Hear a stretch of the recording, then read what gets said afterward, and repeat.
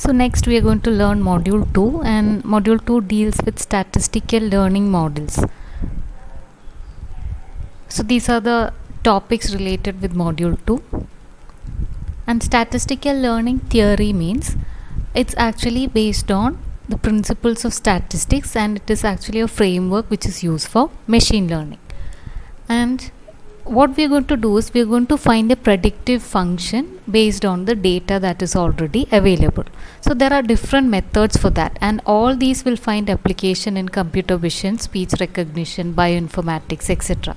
So according to previous data, we are going to find some predictive solution for some new condition. So the goal of understanding or the goal of learning is for prediction. Because if we have learned something, in future if we see something, we must be able to predict. For example, if we have a set of pictures, okay, about cats and dogs, we have numerous pictures like that. So we have trained a network, the neural network or the machine learning network, based on these images. So once when you get a new image out of this, is the training data, which is the data which is already available. So once when you show a new image to the same trained model, it must be able to say whether the data is that the image is that of a cat or a dog. So that is the ultimate use of this learning, because that will help us to predict when future some new condition arrive. So as we have seen in module 1, learning is coming under different categories like supervised learning, unsupervised learning, where there is no teacher, it will just form clusters. Similar data forms cluster. Then there is reinforcement learning, which is similar to supervised learning. So statistical learning involves a bit of statistics also, and it is used to predict something new based on the past data, whatever it has learned from the past data. Next, what we are going to learn is the Bayesian decision theory. So Bayesian decision theory actually is based on the Bayes theorem. So it is actually based on probability values. The Bayes theorem is based on probability. So this theorem is also based on probability. So Bayes theorem describes the probability of occurrence of an event which is related to any condition. So this is the proof of Bayes theorem. You would have learned that in maths. You can learn this theorem. The Bayes theorem formula is actually this. Bayes theorem formula says that probability of A given B, that bar indicates that given B. So it means that probability of A given B means probability of A to occur given that B has already occurred. That is, the second thing has already occurred. Then what is the probability that A will occur? That is probability of A given B. Given that B has already occurred, what is the probability that A will occur?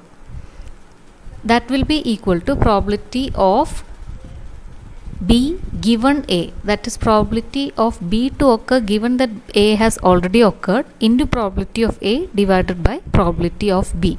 And we must also ensure that probability of B, that is the denominator, should not be equal to 0, because this probability then will become an undefined quantity. So this is the Bayes theorem. This formula you already know. So in Bayes theorem, that is a formula that we already saw, the various terms have got different names. So this left hand side term, probability of A given B, is called as posterior. Probability of A is called as prior. Probability of B given A is called as likelihood, and probability of B is called as marginal. It also has got other names like hypothesis and evidence. So probability of hypothesis given evidence is equal to probability of hypothesis into probability of evidence given hypothesis divided by probability of evidence.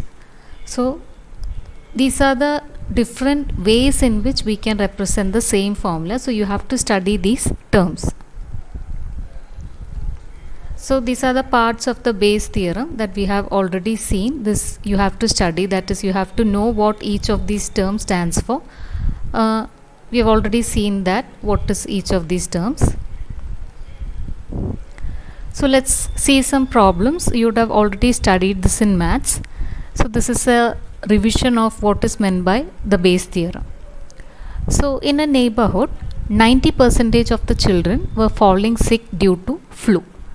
So probability of flu is equal to 90%, which is equal to 0.9.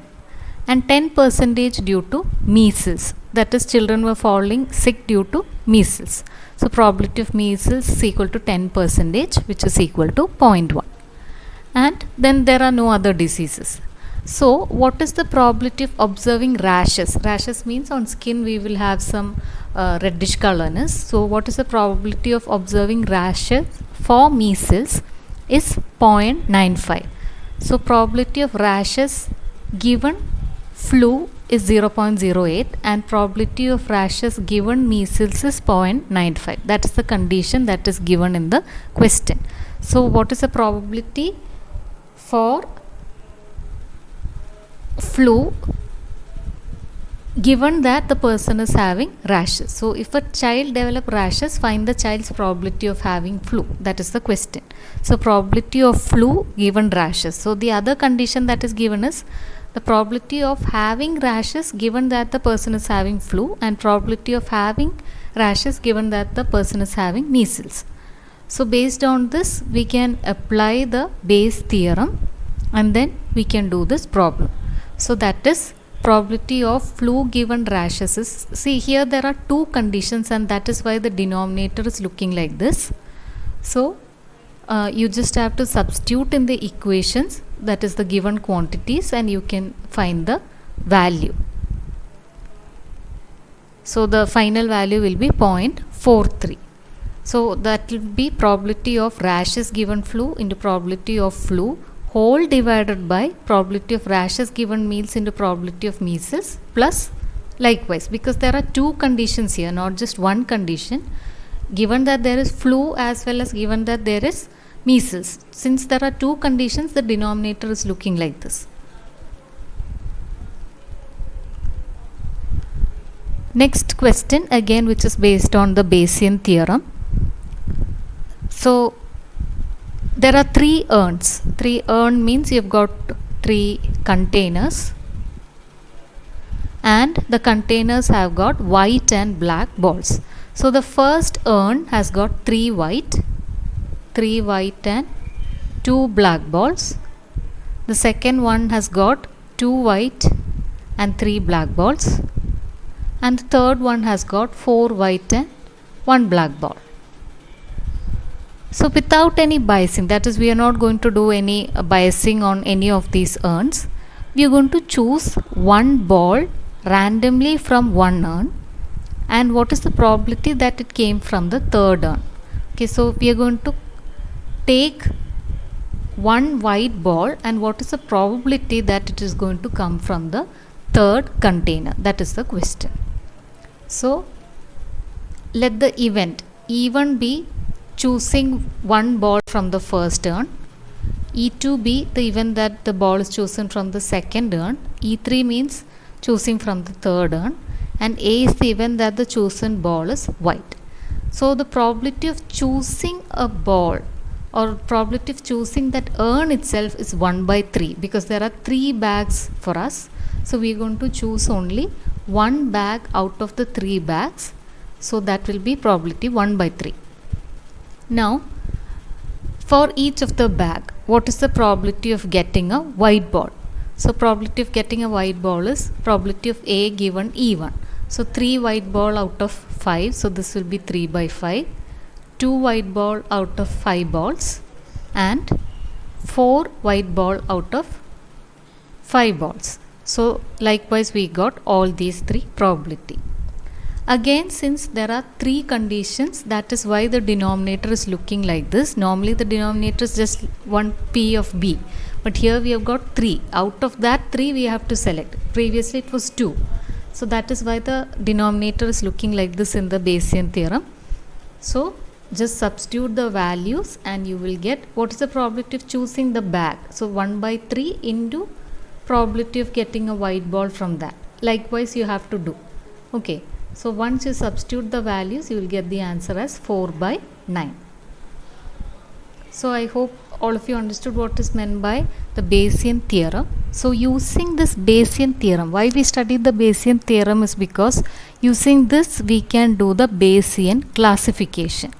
So the Bayesian classification means it is used for classification problems. That is, as I told previously, based on some previous value you can train and you can get what is the, if you show some new condition, you will get the prediction for that new condition. So it will predict the value or the features for the members of that class. That is called as Bayesian classifier. So it uses supervisory learning algorithm. As I told that we are going to show different pictures of cat and dogs to the model. So it is learning. So if it is not showing the correct output, instead of showing cat, if it is showing the instead of showing the target output, if it is showing a different value, the teacher will correct it. That is called as a supervised learning algorithm. We will correct it and we will keep on training it till all of them are okay. It is showing the correct value for all the training data, and once all the training is completed, then if you give a new value or a new image, if you show to that system, it should show the correct value or the correct prediction. So if we show a cat's picture, it will say that okay, this is a cat's image. So that is what the Bayesian classifier is also doing. It is using supervisory learning algorithm. Using previous data, it is going to predict what is the future, or it is going to predict what is, if you show a new data, it will predict. So the features that are taken in order to predict will be independent of one another. Okay, so if there are many features for a cat, those features will be independent of each other. That is, the ear of cat is different from how its tail look like. These two are not dependent to each other. All these will be independent of each other. So such features will be considered. This is just an example.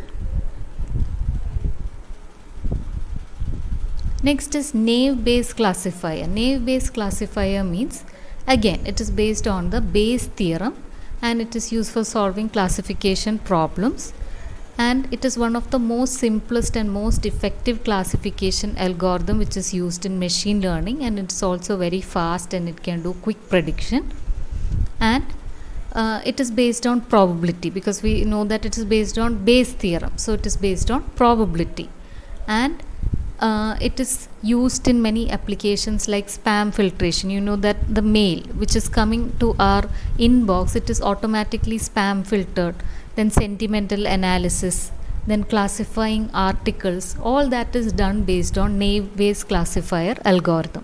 So previously it would have studied a lot of these mails, what is coming to your inbox, then based on based on those previous values, it will classify automatically when a new mail will come. That is why sometimes there can be an error because it will predict wrongly, or that can also actually happen. So why is it called as naive-Bayes? As I told you, Bayes because it is dependent upon the Bayes theorem. It is called naive because the features, as I told you, are independent of each other. For example, if we have to classify various fruits, then the fruit will have color, shape, taste. For example, if it is having red color, almost a spherical shape, and it is a sweet fruit, then it can be recognized as an apple. But each of these features are independent to each other. If it is red, it need not be spherical. So those are the various qualities or the features that we are considering, and they are independent of the occurrence of other features. That is why it is called naive. So that is the meaning of naive-Bayes classifier.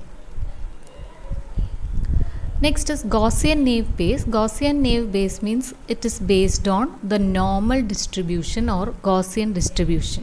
So you would have studied this equation in maths. This equation you are supposed to study, and I hope you remember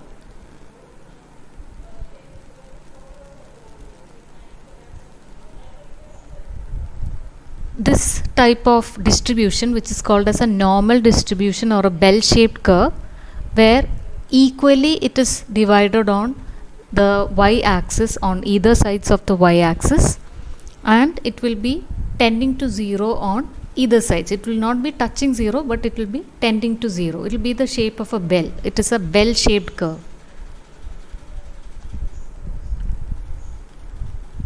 So Gaussian naive Bayes classifier means the structure of the classifier will be in the form of these bell shaped curves. So if there are say 2 or 3 classes to distribute, for example, as I told you, like cats and dogs.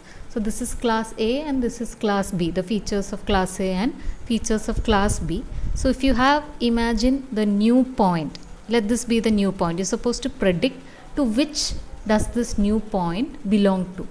So what we will do is we will calculate from the center of both these two classes what is the distance. So that distance is called as z-score. So this distance can be calculated using this equation, x minus mu b by sigma b and x minus mu a by sigma a. So this x means this point and mu a means that is the mean, and sigma a is the standard deviation. So using that it will calculate. So you can see that it is more tend towards this class, that is class A, because this distance is less compared to this distance. So that distance is calculated in terms of z-score, and the computer will predict that okay, this belongs to class A because it is more nearer towards the mean of class A. So this is what is happening for naive Bayes classifier. So at every point the z-score is calculated and it is divided by the mean standard deviation of that class, and whichever has got the least value that will be more towards that class. Okay. So this is what I explained previously. So let's take an example. That example is called as a naive Bayes classifier example. So this example you are supposed to study, and you should also know when you are asked to write an exam, you need not by heart all these. You can actually give your own conditions and write, but you have to just do the calculations based on yourself. Okay, based on the conditions that you have given, you can calculate. So here an example is given. Some 14 conditions are given. That is, the outlook has got 3 values: sunny, overcast and rain. Temperature has got 3 values: hot, mild and cool. Humidity has got 2 values: high and normal. Wind has got 2 values: weak and strong. So based on these conditions, different conditions, whether the person can play tennis or not. Okay, so some 14 conditions are already given in the question. It may not be given in the question, as I told you. It's an example that you have to make up for yourself and write. So some 14 conditions are given, and different combinations of these are written like this, base of or outlook, temperature, humidity and wind. Out of these 4 variables, we are taking different combinations of them and then we are writing, and then we will write what is the condition to play tennis. So I am going to say, if it is sunny, hot, high and weak, then it is very difficult to play tennis. If it's sunny, it's difficult to play, right? So like that you can give some condition. Then here also, if it's sunny but still temperature is cool and humidity is normal and weak, so then we have given yes, you can play tennis. So some conditions you can give for yourself, some you can give yes, some you can give no. And there is a new instance that is given, that is outlook sunny, temperature is cool, humidity is high and wind is strong, which is not there in these 14 conditions. So when a new condition comes, then they are asking if you can play tennis. That is what you are supposed to find out. So first of all, you have to make a table like this, and in the table, from the table we are going to predict for the new condition. So first of all, prior probability is to, we will calculate how many yes were there and how many no were there. So in our table we have given 5 no, 1 2 3 4 5. Out of 14 conditions there are 5 no's, so 5 out of 14. And how many yes are there? 9 yes out of 14. So this you have to mark it as prior probability. Probability to play tennis, yes, is 9 by 14. Probability to play tennis, no, is 5 by 14. Next is calculate the conditional probability. So we have got 4 tabular column now. 4 variables are there. First variable will be outlook. In that outlook, we are going to check how many yes is there and how many no is there. Okay. So how many there are 3 conditions for outlook, as I told. If you look into this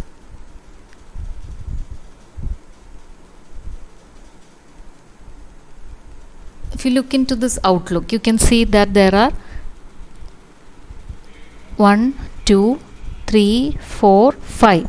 5 conditions for sunny. So out of the no, how many conditions are having sunny over there? That is what we are going to calculate. So first one, this is no. So sunny here is 1. Here again you have no, 1, 2. Here also you have got 3. That's it. So out of 5 no's, you have got 3 sunny. Then let's see how many overcast are there in no.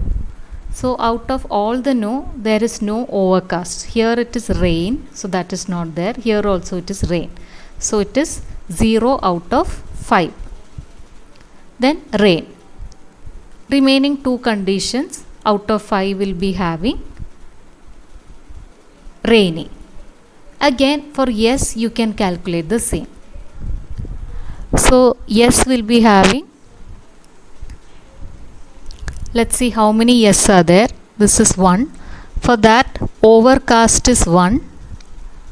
This yes, overcast is 2. Here again 3 and here 4. So out of 9 yes, you have got 4 yes. Okay. Then let's see how many sunny are there for yes.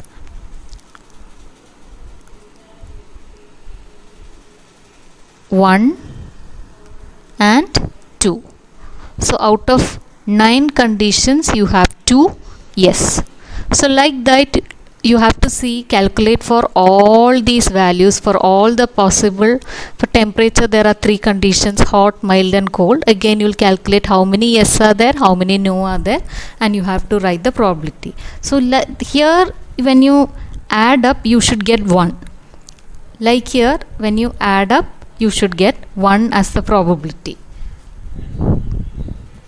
Similarly for humidity and similarly for wind, you have to calculate. And this is the equation for Naive Bayes classifier. P into Vj into pi. Pi means multiplication. I hope you know that sigma means addition and pi means multiplication.